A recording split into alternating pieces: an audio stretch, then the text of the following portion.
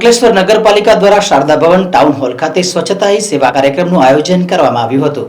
ગુજરાત સરકારે સ્વચ્છતા હી સેવા અભિયાન 2025 અંતર્ગત રાજ્યવ્યાપી સ્વચ્છોત્સવની જાહેરાત કરી છે। આ અભિયાન 17 સપ્ટેમ્બરથી 31 ઓક્ટોબર સુધી ચાલશે। ત્યારે અંકલેશ્વર નગરપાલિકા દ્વારા શારદા ભવન ટાઉન હોલ ખાતે સ્વચ્છતા હી સેવા કાર્યક્રમનું આયોજન કરવામાં આવ્યું હતું, જેમાં નગરપાલિકાના પ્રમુખ લલિતાબેન રાજપુરોહિત, મામલતદાર કરણસિંહ રાજપૂત, કારોબારી અધ્યક્ષ નિલેશ પટેલ, તાલુકા પંચાયતના પ્રમુખ પુષ્પાબેન પટેલ, ચીફ ઓફિસર કેશવ કુલડિયા ઉપસ્થિત રહ્યા હતા। સ્વચ્છતા હી સેવા કાર્યક્રમની દીપ પ્રાગટ્ય દ્વારા શરૂઆત કરવામાં આવી હતી।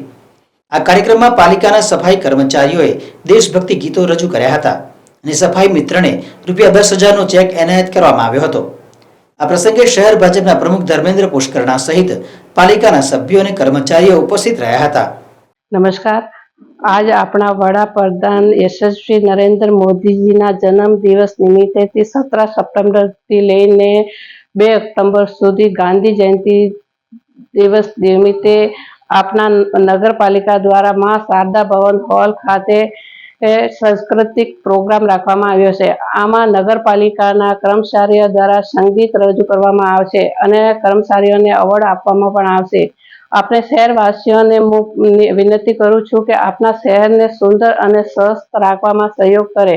अपना यशस्वी प्रधानमंत्री नरेंद्र मोदी जी ने जन्म दिवस की खूब खूब शुभकामना पाठवुं छूं।